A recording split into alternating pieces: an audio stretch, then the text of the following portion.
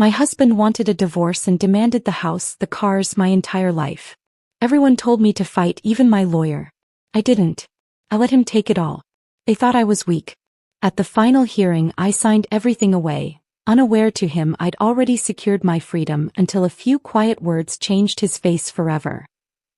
My husband looked across the conference table with the kind of cold satisfaction that comes from someone who believes they've already won. He wanted the house, the cars, my business, everything we'd built together over 12 years of marriage. He wasn't negotiating. He wasn't asking. He was taking, like our entire life together was just a transaction he was closing, and I was the fool who'd signed the bad deal.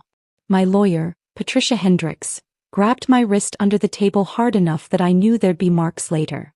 She'd been practicing family law for 28 years, and when I told her what I was planning to do, the color drained from her face completely. Sophia, don't do this. We can fight him. We should fight him. He's not entitled to half of what he's demanding. If this story gave you chills, smash that like button and help us reach 100K subscribers before the new year. We're so close to this incredible milestone, and your subscription could be the one that gets us there. Hit subscribe now and join our community. Let's celebrate together. I looked at her, then back at Marcus sitting across from me with that smug expression I used to find charming. The same face I'd kissed goodnight for over a decade. The same man who'd held me when my father died. The same person who promised before God and our families that he'd stand by me through everything. Give it all to him, I said quietly. Patricia dropped her pen. Excuse me. You heard me. The house, the cars, the business. Give him everything he wants. Marcus's smile flickered. Just for a second. He wasn't expecting that. His lawyer, a slick operator named Gregory Whitman, leaned over and whispered something in his ear. Marcus nodded slowly, like a predator who'd just cornered wounded prey. He thought he'd broken me. He thought I was surrendering. Everyone did. My mother called that night, her voice shaking with tears. Elena Cortez had raised 3 daughters on her own after my father passed from cancer. She'd worked double shifts as a hospital administrator, sacrificed everything so my sisters and I could have futures. Now she was watching her youngest daughter hand over her entire life to a man who didn't deserve a single second of it. Sophia, please. Your father poured everything into Cortez Commercial Interiors. You can't just give it away. You can't. Mom, I need you to trust me. Trust you? Mija, you're not thinking straight. You're hurt. You're angry. Let me call your sisters. Let us help you. I'm not angry, Mom, I said, and I meant it. Not anymore. And I promise you, I know exactly what I'm doing. She didn't believe me. I could hear it in her silence. That tremor of fear that her daughter had finally snapped under the weight of betrayal. My older sister Isabella showed up at my apartment the next morning. She's a defense attorney, sharp as broken glass, protective to a fault. She'd never liked Marcus, made that clear from the day I introduced them. But she kept quiet for 12 years because she loved me and respected my choices. She didn't keep quiet that day. You're telling me you're going to let him walk away with everything? The business Dad started? The house we helped you renovate? You're just going to hand it over? Yes. Why? I pulled out a folder, thick, bursting with documents, bank statements, invoices, emails, canceled checks. I slid it across my kitchen table. Because he doesn't know what he's really taking. Isabella opened the folder. He read the first page, then the second. By the 5th page, her jaw was set and her hands were trembling. Is this real? Every word. And he has no idea I found it. Not a clue. Not one. She closed the folder and looked at me, really looked at me, for the first time since this nightmare started. Then she smiled. Little sister, you might be the most dangerous woman I've ever met. See, everyone thought I was broken. They thought I'd given up. They saw a woman who walked into divorce proceedings and waved the white flag without throwing a single punch. But they didn't know what I knew. They didn't see what I'd found buried in 4 years of financial records. They didn't understand that sometimes the best way to win isn't to fight harder. It's to step aside and let your enemy walk straight into the trap they built for themselves. So when I walked into that courtroom for the final hearing, I wasn't nervous. I wasn't scared. I wasn't defeated. I was patient. My name is Sophia Cortez. And this is the story of how I lost everything to win it all back. I grew up in Phoenix, Arizona, in a neighborhood where people knew your name and your business. My father, Antonio Cortez, was an interior designer who specialized in commercial spaces, hotels, restaurants, corporate offices. He started Cortez Commercial Interiors in 1985, working out of our converted garage with nothing but a drafting table, a phone line, and a vision that most people thought was insane. By the time I was 10, I was helping him pick fabric swatches and color palettes. By 16, I could read architectural blueprints better than most contractors. I loved the work. Loved transforming cold, empty spaces into environments where people wanted to be. My sisters went different directions. Isabella became a lawyer. Carmen became a pediatrician. But me? I stayed with Dad's company. I loved creating something beautiful with my hands, solving design problems other people walked away from. Dad died of pancreatic cancer when I was 28. Found out in March, gone by August. The doctors said it was aggressive, said there was nothing they could do. I held his hand in hospice while he made me promise to keep the business alive. Don't let it die with me, Mija. You've got the eye. You've got the heart. Promise me. I promised. He left me Cortez Commercial Interiors, 8 employees, a solid reputation in the Southwest, and a legacy I swore I would protect with everything I had. I met Marcus 3 years before Dad passed. He was working as a project manager for a construction firm we were partnering with on a boutique hotel renovation in Scottsdale. He had this confidence that filled a room, made you believe he could solve any problem. He made me laugh when I was drowning in work stress, made me feel like I was more than just my father's daughter. We dated for 18 months, got married at a small vineyard outside Sedona. My mother cried happy tears. Isabella gave a toast that had everyone in stitches. Marcus looked at me during our first dance like I was his entire world. For a while I believed I was. We didn't have children. I'd thrown myself into growing the business and Marcus said he wasn't ready. Let's build our empire first, he'd say. Kids can come later. Those were good years. Hard years but good ones. I worked 50 to 60 hours a week expanding the company. We landed bigger contracts. Luxury condos, high-end restaurants, corporate headquarters. I wasn't getting rich, but I was building something that made Dad proud wherever he was. But somewhere around year 8, Marcus changed. It happened slowly, like a foundation settling unevenly. You don't notice until cracks start appearing in the walls. He stopped asking about my projects. He started complaining about our house, even though we'd spent a year renovating it exactly how he wanted. He wanted a bigger place, newer cars, vacations to places we couldn't quite afford yet. Everyone else is moving up, Sophia. Why are we stuck in neutral? We're not stuck. We're building something sustainable. Building what? This. He gestured around our living room like it was a prison. You signed up for this life. You signed up for me. He didn't answer. He just walked to the bedroom and shut the door. I told myself it was stress. I convinced myself that if I just worked harder, landed bigger clients, made more money, things would get better. They didn't.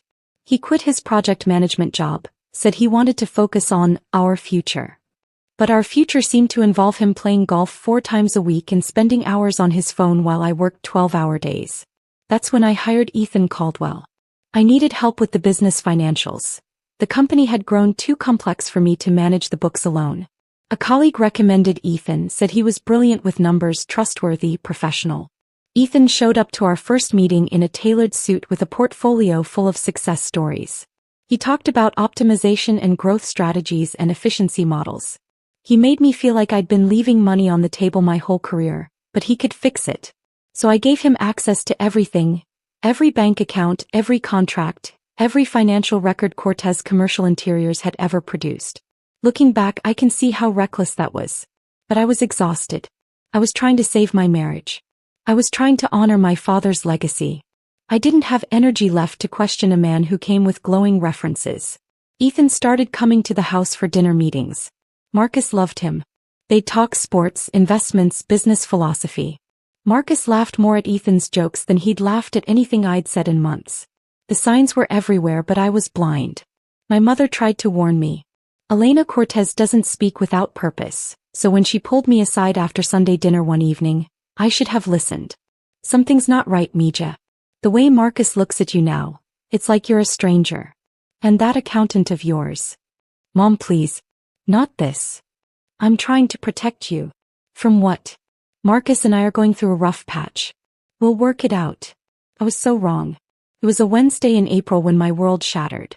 I had a client meeting scheduled at a resort in Paradise Valley, but the client's assistant called that morning. Family emergency, need to reschedule. I decided to go home early, maybe surprise Marcus with lunch from his favorite Italian place. I pulled into our driveway around noon. His car was there. The house was quiet. Marcus? You home? No answer.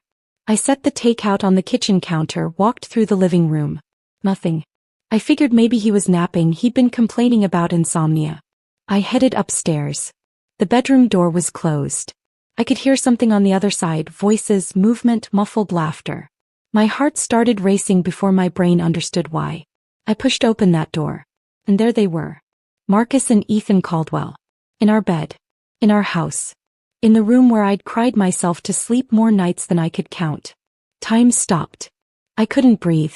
I just stood there, frozen, staring at the two people I'd trusted most in the world, tangled together like I didn't exist. Sophia, wait. Let me explain. Explain what, Marcus? Explain how long you've been sleeping with our accountant. Ethan was scrambling for his clothes, wouldn't meet my eyes. How long? I asked again. Marcus pulled the sheet around himself. About 2 years. 2 years. 24 months of lies. Of anniversary dinners and birthday celebrations and promises while he was destroying everything behind my back. Get out of my house. Sophia, let's talk about this rationally, Ethan said, moving toward the door. Business is business. I stepped in front of him. I'm 5'4", but in that moment I felt 10 feet tall. Business? You've eaten at my table. You've given me advice on my father's company. You looked me in the eye every week and lied to my face. I think you're overreacting. I grabbed my phone. Get out now or I'm calling the police and reporting you for trespassing. Your choice. He left. Didn't even glance at Marcus. Marcus started crying. Real tears or performance, I couldn't tell anymore. Sophia, please. I was lonely. You're always working. I needed someone who understood me. I've worked 60-hour weeks to build the life you said you wanted. Maybe if you'd paid more attention to me instead of that company. That company is my father's legacy. And apparently, it was the only thing keeping this marriage alive. 10 days later, Marcus filed for divorce. But he didn't just want out, he wanted everything. The house, both vehicles, full custody of our Bernese Mountain Dog Luna, and Cortez Commercial Interiors. The company my father built, the company I dedicated my adult life to growing. His lawyer sent a demand letter that made me physically ill. Marcus claimed he'd been an unpaid partner in building the business, deserved compensation for years of emotional support and domestic sacrifice. Patricia called me the same day. Sophia, this is robbery. He's not entitled to the business. We can destroy this claim. Not yet, Patricia. There's something I need to verify first. That night I drove to the office. I pulled every financial record from the last 4 years. Bank statements, invoices, vendor contracts, email correspondence, check ledgers. I spread them across my father's old desk and started reading. By midnight I'd found the first fabricated invoice. By 3 a.m. I'd found 19 more. By sunrise I'd uncovered nearly $580,000 in fraudulent transactions, shell companies, fake vendors, payments for materials and services that never existed. And on more than half of those authorization forms, right there in digital signature, was my husband's approval. Marcus wasn't just cheating on me. He was systematically robbing me blind. And he thought he was going to walk away with everything. I sat in my sister Isabella's home office the next morning, the evidence folder between us. 4 years of theft. More than $500,000. Fake invoices, phantom vendors, forged contracts, and Marcus's digital fingerprints on nearly everything. My first instinct was to confront him, throw these documents in his face, call the police, watch him arrested in handcuffs. But then I stopped myself. Marcus was calculating. If I tipped my hand now, he'd find a way to cover his tracks, destroy evidence, blame Ethan. He'd twist the narrative until he looked like the victim. I needed a different approach. Isabella, I need you to help me find a forensic accountant. Someone who can document this properly. Someone who can build a case that will stand up in federal court. Federal court? Sophia, what are you planning? Marcus wants Cortez Commercial Interiors. He's demanding it in the divorce. If I fight him, he'll dig in, hide evidence, drag this out for years. But if I give it to him willingly... Isabella's eyes widened. He inherits legal responsibility for every transaction the company made. Exactly. That's either brilliant or insane. Probably both. Can you help me? She finished her coffee and set the mug down firmly. I know someone. Works with the U.S. Attorney's Office on Financial Crimes. Let me make some calls. 4 days later, I was sitting in a glass conference room with a forensic accountant named Victoria Brennan. She was a woman in her early 50s with sharp eyes and a reputation for taking down white-collar criminals. I handed her everything. Every statement, every invoice, every email trail. She spent 3 weeks analyzing it all, building timelines, tracing money flows, documenting the systematic theft.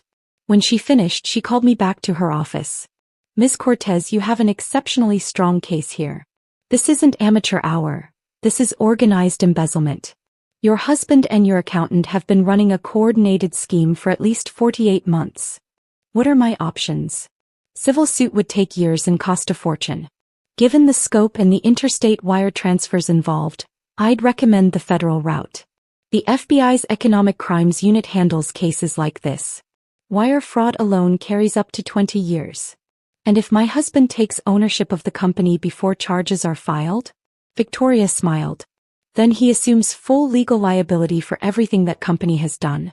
Every fraudulent transaction, every fake vendor payment, every dollar that disappeared, it all becomes his responsibility. I shook her hand and walked out of that office feeling something I hadn't felt in months. Hope. The next several weeks were the hardest of my life. I had to pretend. Had to sit across from Marcus in mediation sessions and act defeated. Watch him smirk while Gregory Whitman listed demand after demand. Patricia thought I was having a breakdown. Sophia, I'm begging you. Let me fight this. We have grounds to contest everything. No. We agree to his terms. The house. Give it to him. The vehicles? Give them to him. The business your father built with his own hands? All of it, Patricia. Every last piece. She threw her legal pad on the table. I've been doing this for 28 years. I've never seen a client so determined to self-destruct. I'm not self-destructing. I'm setting a trap. She stared at me for a long moment. What do you know that I don't? Nothing you need to worry about yet. When the time comes, everything will make sense. My mother was harder to convince. She showed up at my apartment one evening with homemade tamales and tears streaming down her face. Mija, please. That company is all we have left of your father. I took her hands in mine. Mom, do you trust me? Of course I do. Then believe me when I tell you Dad would understand. Sometimes you have to lose the battle to win the war. And I promise you when this is over you'll understand why. She hugged me and held on like she was afraid to let go. The day of the final hearing arrived on a gray Tuesday morning in November. I woke at 5 a.m., old habits. I showered, dressed in a simple navy pantsuit my father had loved, and looked at myself in the mirror. I looked tired. Older than 36. But underneath the exhaustion there was something else. Something calm, something steady. Today was the day. I drove to the courthouse alone. Isabella offered to come but I told her to stay on standby. Mom wanted to be there but I asked her to wait by the phone. This was something I needed to do myself. The courtroom was smaller than I expected. Wood paneling, fluorescent lights, an Arizona state flag hanging limply in the corner. It smelled like old paper and burnt coffee. Marcus was already there, sitting at the plaintiff's table with Gregory Whitman. He wore an expensive suit I'd probably paid for and that same cold smile. I nodded at him and took my seat next to Patricia. Last chance, Sophia. I can still object. No, Patricia. We stick to the plan. What plan? You're giving him everything. Trust me. The judge entered. A stern woman named Judge Marianne Holbrook with silver hair and sharp eyes. She'd seen 1,000 divorces. Ours was just another file. She reviewed the settlement terms aloud. The residential property at 2847 Desert Vista Drive transferred to Marcus Holloway. The 2022 Audi Q7 and 2023 Tesla Model S transferred to Marcus Holloway. Full ownership of Cortez Commercial Interiors, including all assets, contracts, equipment, intellectual property and financial accounts, along with all associated liabilities, transferred to Marcus Holloway. All assets and liabilities. Those words hung in the air like smoke. Miss Cortez, Do you understand and accept these terms? I do, Your Honor. And you're entering into this agreement voluntarily without coercion? Yes, Your Honor. Patricia shifted beside me. I could feel her frustration radiating like heat. The judge slid documents across her bench. Very well. Please sign where indicated. I stood, walked to the bench, picked up the pen. Marcus watched me with barely concealed triumph. He thought he'd won. Thought he'd broken me so completely I didn't have strength left to fight. I signed my name on every page. Steady hand. Clear signature. No hesitation. When I finished, I turned and looked at Marcus one last time. He was already whispering to Gregory, probably planning how to liquidate my father's company for maximum profit. I returned to my seat. Judge Holbrook was about to close the proceedings when the courtroom doors opened. 3 people walked in. 2 men in dark suits with federal badges visible on their belts. 1 woman carrying a manila envelope, Victoria Brennan. The entire room went silent. The first agent walked directly to Gregory Whitman and handed him the envelope. I watched Gregory's face change, the confidence draining like water from a cracked vessel. His skin went pale. His hands trembled as he read. What is it? Marcus demanded. What's wrong? Gregory turned to him, leaned close and whispered 6 words. Ethan Caldwell was just arrested. You're next. For a heartbeat, Marcus didn't react. He just stared at Gregory like he was speaking a foreign language. Then he grabbed the document. I watched his eyes move across the page. I watched the color drain from his face. I watched his lips start to tremble. The document was a federal indictment. Wire fraud. Embezzlement. Tax evasion. Conspiracy to commit financial crimes. 2 names listed as defendants. Ethan James Caldwell and Marcus David Holloway. Marcus stood so fast his chair toppled backward. No, this isn't right. This is a mistake. Judge Holbrook banged her gavel. Mr. Holloway, compose yourself. You don't understand. This was all Ethan. I just signed what he told me to sign. The female agent stepped forward. Mr. Holloway, you have the right to remain silent. Anything you say can and will be used against you in a court of law. Marcus spun toward me, his perfect composure shattered. His voice came out as a scream. You did this. You set me up. You knew. I didn't say a word. I just sat there, hands folded, and looked at him calmly. You gave me the company because you knew it was poisoned. You let me take it so I'd take the blame. You planned this whole thing. Judge Holbrook banged her gavel again. Order. I will have order. But Marcus wasn't listening. He lunged toward me. The bailiff caught him before he made it 2 steps. I'll destroy you, Sophia. I swear to God I'll.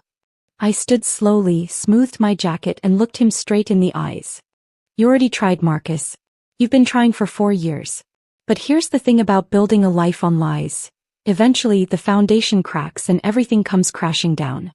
The bailiff escorted him out. He was still screaming my name when the doors closed. Patricia sat beside me in stunned silence. Finally she spoke. You knew this whole time. I knew. Why didn't you tell me? Because I needed it to be real, Patricia. I needed him to believe he'd won. I needed him to take ownership of that company with his own signature on every document. Because the moment he did, he became legally responsible for every crime committed under its name. Patricia let out a breath and shook her head.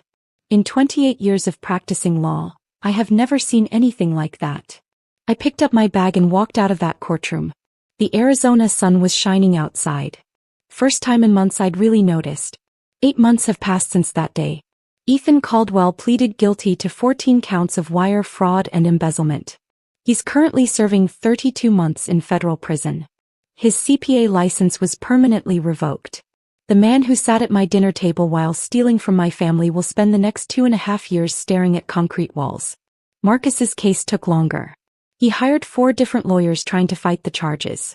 He claimed manipulation, coercion, ignorance. None of it worked. The forensic evidence was overwhelming. His digital signatures were on the authorizations. His email account was linked to the shell companies.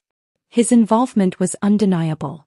In the end, he took a plea deal. 4 years probation, 300 hours community service, full restitution of stolen funds, which meant liquidating everything he'd fought so hard to take from me.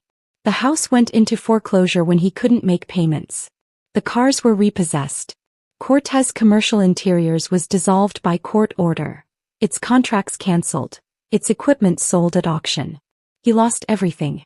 Not because I took it from him, but because he took it from himself. I won't lie, there was satisfaction in watching it collapse. After everything he did, every lie and betrayal, part of me wanted to see him suffer. But that feeling faded faster than I expected. Revenge is like drinking poison and waiting for the other person to die. It doesn't heal anything. It just keeps you chained to the person who hurt you. So I let it go. I started over with nothing but my talent, my reputation, and my father's training. I filed paperwork for a new company, Cortez Design Studio. Smaller, simpler, cleaner. Built from the ground up with no partners I didn't trust, no secrets hiding in the books. My old team came back. Every single one of them. My lead designer, Rachel Kim, showed up on my first day in the new office with champagne and a handshake. Heard you're hiring, boss. Pay will be lower for a while until we rebuild. Don't care. I'd rather work for someone with integrity making less than work for a fraud making more. We landed our first contract 3 weeks later. A boutique hotel owner in Tucson who'd heard the truth. Not the gossip, but what really happened. Sophia, I've been in hospitality for 30 years. I've seen people go through what you went through and come out bitter or broken. You came out standing. That tells me everything I need to know about your character. That one call led to 5 more. Within 6 months, Cortez Design Studio had more work than I could handle. I hired 3 new designers and leased a second office space. My mother cried when she saw the new studio. She stood in the doorway with her hand over her heart, looking at the sign I'd hung above the entrance. Your father would be so proud, Mija. I hope so, Mom. I know so. You did what he always taught you. You stayed honest, you stayed patient, and you let the truth do the work. Isabella comes by every Sunday now. We sit on Mom's patio, drink wine, and watch the desert sunset. Sometimes we talk, sometimes we don't. Either way, it feels like home.